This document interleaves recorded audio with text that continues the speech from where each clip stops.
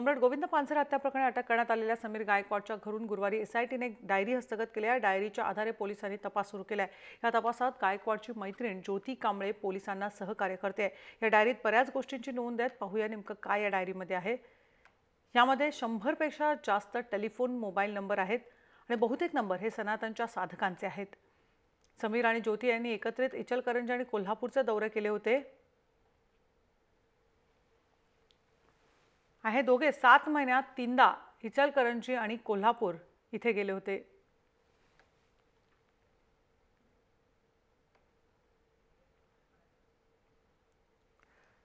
दरम्यान समीर गायकवाड निर्दोष असून तो तुरुंगातून बाहेर येईल असा विश्वास सनातन संस्थेने व्यक्त केला। समीरच्या अटकेच्या पार्श्वभूमीवर सनातनने घेतलेल्या पत्रकार परिषदेत आपली भूमिका मांडली।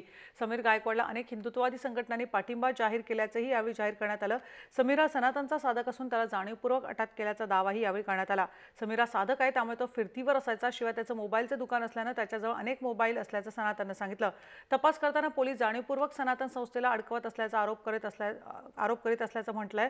शिवाय सनातन सारख्या संस्थांवर बंदी आणण्यासाठीचा खटाटोप केला गेल्याचा दावा करण्यात आलाय। दाभोलकर आणि पानसरेच्या हत्येसंदर्भात माहिती देणारी अनेक पत्र पोलीस आणि अनिसला लिहिली, पण त्याची उत्तरं का आली नाहीत असा सवाल करत हा पत्रव्यवहार जाहीर करणार असल्याचंही सनातनने सांगितलं। नाहक निष्पाप साधकाला नाहक बळी देण्याचा प्रयत्न केला जातोय। कारण नागोरींच्या वेळेला कल्पना होती की प्रसिद्धी माध्यमांनी 2-4 दिवसामध्ये बातमी दाखवणं बंद केलं, कारण त्यांच्याही लक्षात आलं की अक्षरशः फोल आरोप आहे। इथे मात्र या वेळेला चूक टाळली गेली आणि एका सनातनच्या निरपराध साधकाला पकडून आणलं गेलं आणि त्याला बळी देण्याचा प्रयत्न केला गेला।